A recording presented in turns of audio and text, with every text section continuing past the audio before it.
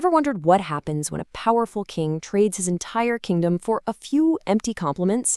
Well, today we're going to dive into Shakespeare's King Lear, a truly monumental story of family, betrayal, and madness. We're going to see how one single, terrible decision can bring the whole house down. So here's our roadmap. We'll start with the king's awful test of love, then we'll see how not one but two fathers get betrayed.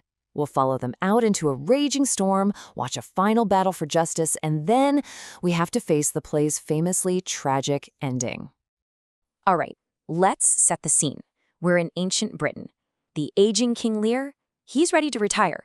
His plan is to split his kingdom between his three daughters. But of course, there's a catch. He comes up with this public love test, and trust me, it's a decision that kicks off the whole tragedy. So Lear's idea is to, as he says, shake all cares and business from our age. Basically, he wants to kick back and enjoy his golden years while still being called king. But, and this is a big but, his vanity totally hijacks the whole thing. He turns it into a public spectacle, demanding his daughters perform for their inheritance. The one who loves him most gets the most. It's a disaster waiting to happen. And boy, are the responses different. His older daughters, Goneril and Regan, they lay it on thick. We're talking over-the-top, sugary sweet flattery. But Cordelia, his youngest, his absolute favorite, she's disgusted by the whole show. So when it's her turn, she gives a simple, honest answer: nothing. She tells them she loves him exactly as a daughter should, and she's not going to play this game for land. For Lear, who's expecting this grand finale of praise, that one word, nothing, is just shattering. And he just explodes. He literally sees himself as a dragon, and his anger is absolute. His pride is so wounded that he doesn't see honesty, he sees betrayal. And in this fit of pure rage, he starts making one catastrophic decision after another. I mean, it happens so fast. In just a few minutes, boom, he disowns Cordelia. Boom, he gives her share of the kingdom to the two fakers. And boom, he banishes his most loyal friend, the Earl of Kent, just for trying to talk some sense into him. In his fury, he has kicked out the only two people who were actually on his side. He's left himself completely and totally vulnerable. So, Lear's family is already in shambles. But get this, he's not the only one. Shakespeare, being a genius, weaves in this parallel story about another father who is just as blind to the truth as the king. So let's meet the Earl of Gloucester. He has two sons, Edgar, who's the legitimate heir, and Edmund, his illegitimate son. And you're going to want to keep your eye on Edmund because he's the one who really drives this whole subplot. Now, Edmund, he's got a massive chip on his shoulder about his social status. In this amazing speech, he basically rejects society and declares, "Now gods, stand up for bastards." He's decided he's going to take what he wants through pure cunning since he can't get it by birthright. And his plan is just devious. First, he fakes a letter that makes it look like his brother, Edgar, wants to kill their dad. He shows it to Gloucester, acting all shocked and loyal. Then he runs to Edgar and tells him, "Dad is furious with you, you have to run for your life." It is just a masterful and cold-blooded manipulation.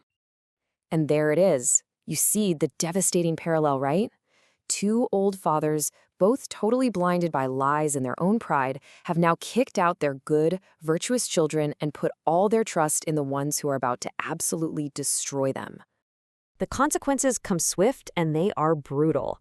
Lear thought he'd be treated with honor, but he learns real quick that his daughter's love was a total sham.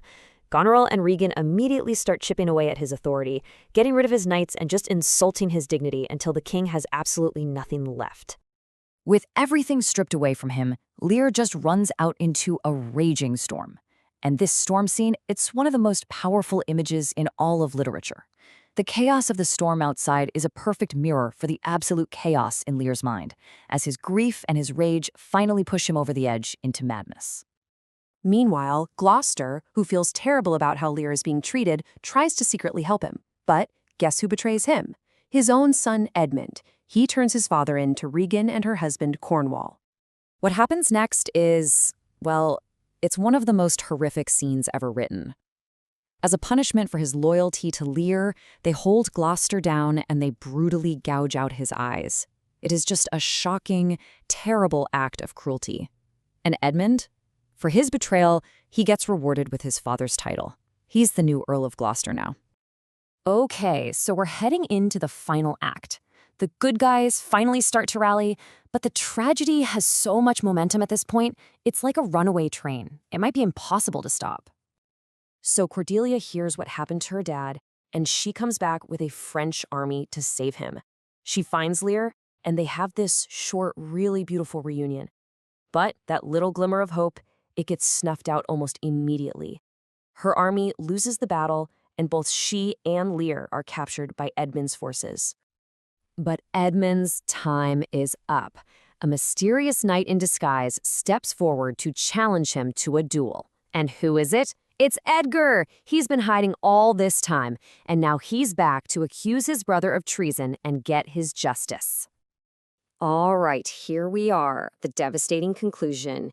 In these last few moments, the bill comes due for everyone, and it is just a tidal wave of destruction. Edgar mortally wounds Edmund in the duel. The villain is finally defeated, and all of his lies come spilling out for everyone to see. And the wicked sisters?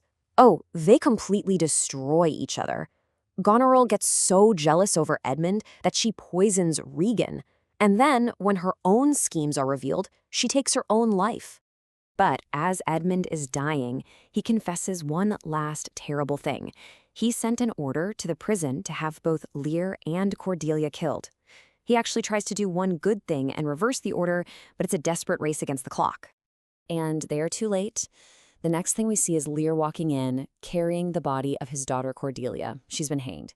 His grief is just this raw animal howl as he looks for any sign of life. And seeing none, overwhelmed by this final, unbearable loss, the old king's heart just breaks, and he dies. The few survivors are just left standing there, trying to figure out how to pick up the pieces of a shattered kingdom.